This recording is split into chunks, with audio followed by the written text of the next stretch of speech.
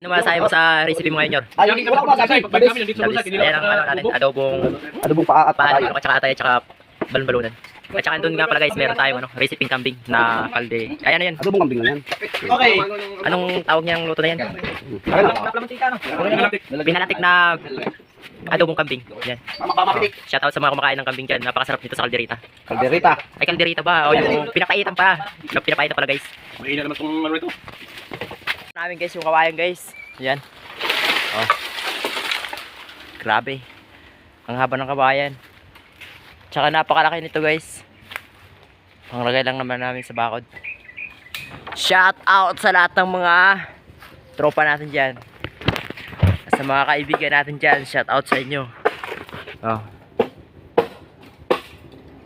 Ang daming kawayan dito.